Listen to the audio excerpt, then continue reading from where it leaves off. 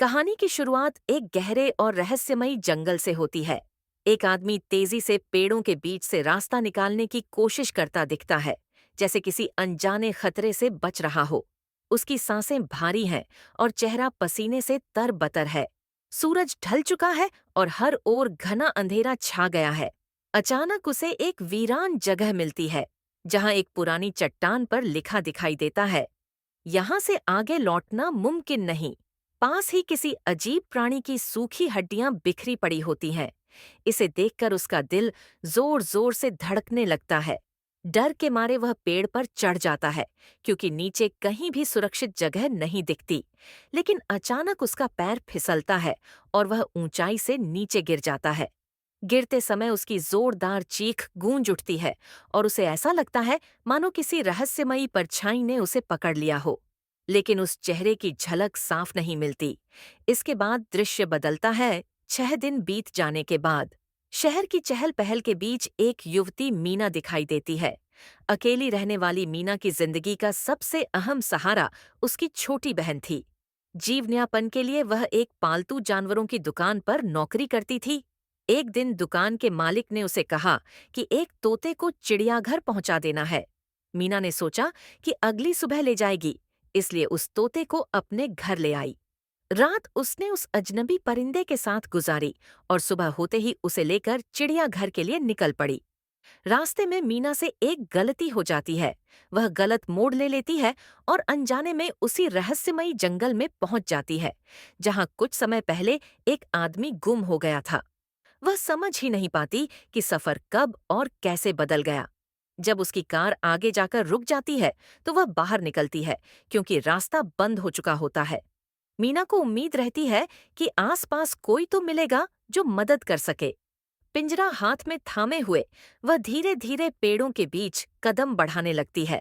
शाम ढलने के साथ साथ जंगल का अंधेरा गहराता जाता है। अचानक सभी पक्षी शोर मचाते हुए उड़ जाते हैं, मानो किसी डरावनी चीज की आहट उन्हें मिली हो। जैसे ही जमीन हल्की हल्की हिलने लगती है, मीना का दिल तेजी से धड़कने लगता है। अब उसे साफ महसूस होने लगता है कि वह वहां बिल्कुल अकेली नहीं है। अचानक सामने से एक बुजुर्ग औरत तेजी से भागती हुई नजर आती है। मीना घबराकर चौंक जाती है, लेकिन हिम्मत करके उसके पीछे दौड़ती है और मदद के लिए बार बार पुकारती रहती है। फिर भी वह औरत एक पल के लिए भी नहीं रुकती। आखिरकार मीना थक कर वहीं रुक जाती है। तभी अचानक वो औरत मुड़कर कहती है, अगर जिंदा बचना चाहती हो तो फौरन मेरे पास आओ। मीना सकपका जाती है और बिना सोचे समझे उसके पीछे भागती है। बुजुर्ग औरत उसका हाथ कस कर पकड़ लेती है और तेजी से उसे एक पुरानी सी हवेली की ओर खींच ले जाती है। अंदर घुसते ही दरवाजा तुरंत बंद कर दिया जाता है, लेकिन वह जगह किसी सामान्य घर जैसी नहीं थी। वह तो एक अजीबोगरीब कमरा था, जहां दीवारें मौजूद थीं, मगर सब कुछ खामोश और रहस्यमय था। उस औरत ने इशारे से मीना को एक पुराने आईने के सामने खड़ा कर दिया और धीमी आवाज में बोली, तैयार रहो, अब कोई तुम्हें देखने वाला है। मीना की बेचैनी और बढ़ जाती है। उसके मन में सवाल उठता है, आखिर आने वाला कौन है? बुजुर्ग औरत, जिसका नाम मडलीन था, धीरे से फुसफुसाई, ये वॉचर हैं, वो हमें देखने आते हैं। अचानक उस कमरे में अजीब सी गूंज उठने लगती है। मडलीन हल्की सी मुस्कान के साथ कहती है, देखो, ये खुश हैं, तुम्हारे लिए ताली बजा रहे हैं। मीना ठिठक जाती है। जिन रहस्यमयी वॉइसेस का जिक्र मडलीन कर रही थी, वे मीना को कहीं दिखाई नहीं देते।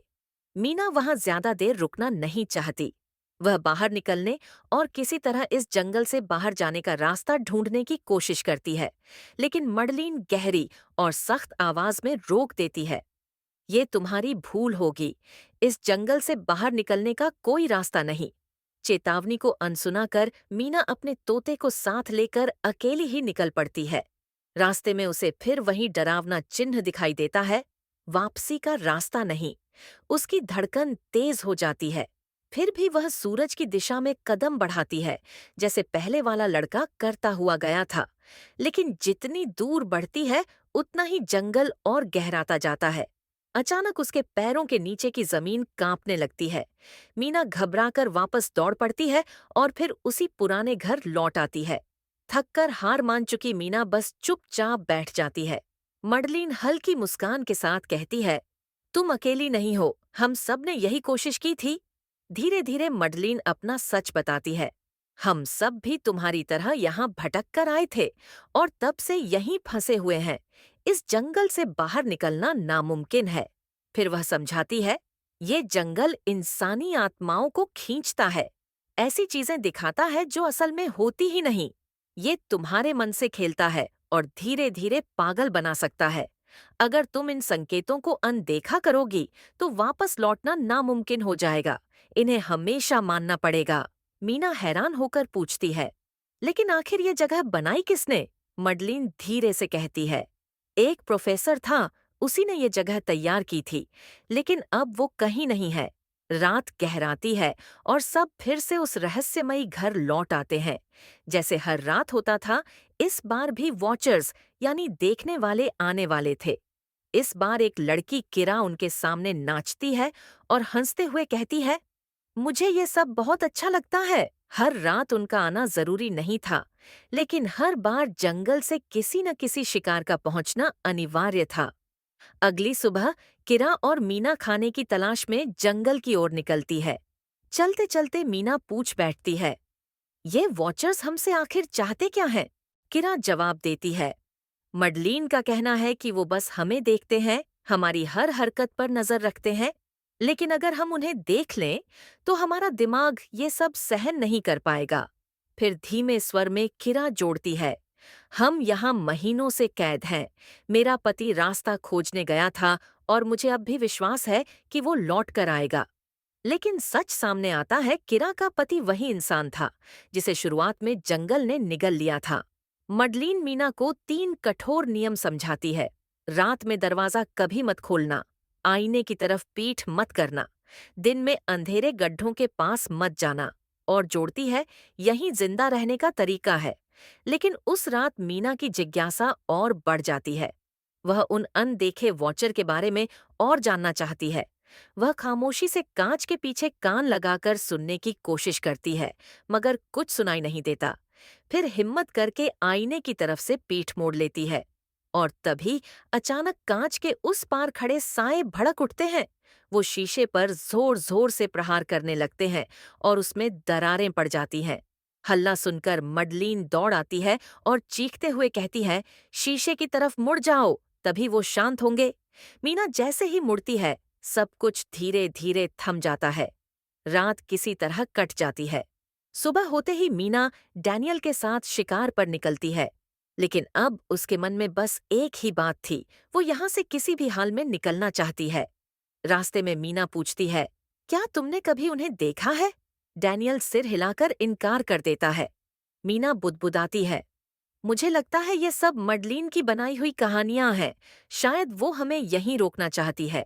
मीना अब तय कर चुकी थी, उन्हें खुद सच्चाई देखनी होगी। वो सुझाव देती है कि शायद गहरे गड्ढे में ही बाहर निकलने का कोई रास्ता हो। डैनियल उसकी बात मान लेता है। मीना खुद को रस्सी से बांध लेती है और डैनियल उसका सिरा कसकर पकड़ता है। नीचे उतरते ही मीना देखती है कि वहां इंसानी जिंदगी के निशान बिखरे पड़े हैं। कुछ पुराने बर्तन, टूटी फूटी किताबें, इस्तेमाल की चीजें, मानो कोई लंबे समय तक वहीं रहा हो। वो सामान ऊपर भेजती जाती है। जब खुद ऊपर चढ़ने लगती है तो अचानक गुफा में हरकत होती है। दीवारों के पीछे से किसी की उंगलियां बाहर झांकती हैं। चेहरा दिखता नहीं, लेकिन एहसास साफ था कि कोई या कुछ वहां मौजूद है। घबराकर वे घर लौट आते हैं। मेडलिन पूछती है, ये सामान कहाँ से लाए? मीना और डैनियल कहते हैं, जंगल से। लेकिन उसके चेहरे से साफ था कि वो असली राज समझ चुकी है। वो बार बार मीना से पूछती है, नीचे क्या देखा? लेकिन मीना चुप रह जाती है। उन्हें वहां से एक पुराना कैमरा भी मिला था। उन्होंने उसे ठीक किया और घर के बाहर निगरानी के लिए लगा दिया। मेडलिन ने चेतावनी दी, तुम खतरा बढ़ा रहे हो, लेकिन दोनों उसकी बात नजरअंदाज कर देते हैं। उस रात वॉचर्स का इंतजार किया जाता है। वे तो नहीं आए, लेकिन कुछ और हुआ। दरवाजे पर दस्तक पड़ी। कैमरे में किसी के पैरों की झलक मिली और बाहर से वही आवाज सुनाई दी, बिल्कुल किरा के पति जैसी। किरा टूटकर मान लेती है कि उसका पति लौट आया है और रास्ता मिल गया है। वो दरवाजा खोलने दौड़ती है। मैडलिन उसे रोक लेती है। ये वही नहीं है, लेकिन किरा नहीं मानती। मैडलिन समझाती है, अगर शक है तो उससे वही सवाल पूछो जिसका जवाब सिर्फ तुम दोनों जानते हो। किरा बाहर खड़े शख्स से एक खास किताब का जिक्र करती है। जवाब नहीं मिलता। सच सामने था, वो इंसान नहीं था। दरवाजा बंद रहने पर वो अजनबी गुस्से में कैमरा तोड़ देता है। बाकी वॉचर्स भी भड़क उठते हैं और शीशे पर हमला करने लगते हैं। सब शीशे के सामने जाकर खड़े हो जाते हैं। लेकिन इस बार हमला और तेज होता है। किसी तरह वो रात बचकर गुजरती है। सच सामने आता है, मीना और डैनियल गड्ढे में गए थे। ये जानकर मैडलिन तमतमा उठती है। वो गड्ढे से लाए सामान को वापस फेंक देती है और कहती है, अब चाहकर भी तुम यहाँ से नहीं जा सकते। समय बीतता है। सर्दियां दस्तक देती हैं। भूख और ठंड उनकी हिम्मत तोड़ने लगती है। मीना नक्शा बनाती रहती है, उम्मीद में कि बाहर निकलने का रास्ता जरूर मिलेगा। इसी बीच डैनियल और मेडलिन का झगड़ा बढ़ जाता है। गुस्से में डैनियल किरा को लेकर सुरक्षित कमरे में चला जाता है और दरवाजा बंद कर लेता है। मीना और मेडलिन बाहर रह जाते हैं। अंधेरा छाने पर वे पेड़ की आड़ में छुप जाते हैं। तभी डरावनी परछाइयां आसपास मंडराने लगती हैं। जब वो प्राणी उन्हें नहीं पाते तो जंगल में खोजने निकल जाते हैं। मौका पाकर दोनों सुरक्षित घर लौट आते हैं। डैनियल आखिरकार दरवाजा खोलता है। सबके चेहरे पर दहशत साफ थी। तभी मैडलिन सच बताती है, मैंने झूठ कहा था, मैं यहाँ फंसी नहीं, बल्कि इन प्राणियों की तलाश में खुद आई थी। किताबों में पढ़ा था कि ये परियां हैं, लेकिन हकीकत में ये खतरनाक रूप बदलने वाले दानव हैं। मैंने अपनी ही शक्ल उनमें देखी थी। हर दिन ये इंसानों जैसी नई नई बातें सीखते हैं।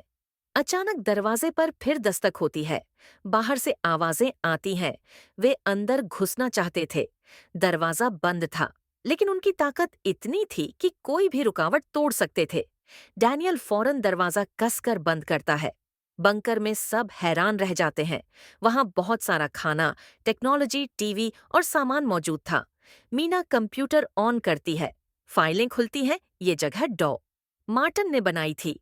वो इन प्राणियों पर रिसर्च करता था। ऊपर इंसानों को भेजकर उन्हें शिकार बनने देता, जबकि खुद बंकर में छुपा रहता। उसकी फाइलों से पता चलता है कि पहले ये प्राणी और इंसान साथ रहते थे। सालों तक जमीन के नीचे रहकर इन्होंने पंख और जादू खो दिया।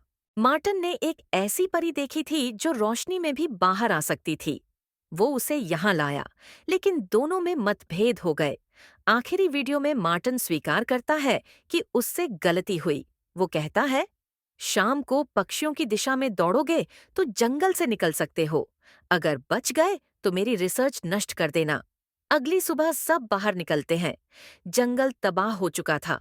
उन्हें भागना था सूरज डूबने से पहले। मीना अपने तोते को आजाद कर देती है। वे पक्षियों की दिशा में बढ़ते हैं। रास्ते में उन्हें एक कब्र मिलती है। मैडलिन कहती है, ये वही परी थी जिसने कभी इस जगह को धोखा दिया था। आखिरकार वे नदी तक पहुंचते हैं। डैनियल मदद करने उतरता है, लेकिन जिस पर भरोसा किया था वो इंसान नहीं, बल्कि वही परी थी। वो डैनियल को मार देती है और उसके माथे पर निशान छोड़ती है। बाकी लोग नदी पार कर जाते हैं। आखिरकार शहर दिखाई देता है। सीन कट होता है। मीना यूनिवर्सिटी में है। वो मार्टिन की रिसर्च डिलीट करने वाली होती है, लेकिन तभी सच्चाई सामने आती है। हजारों साल पहले इंसान और परी साथ रहते थे।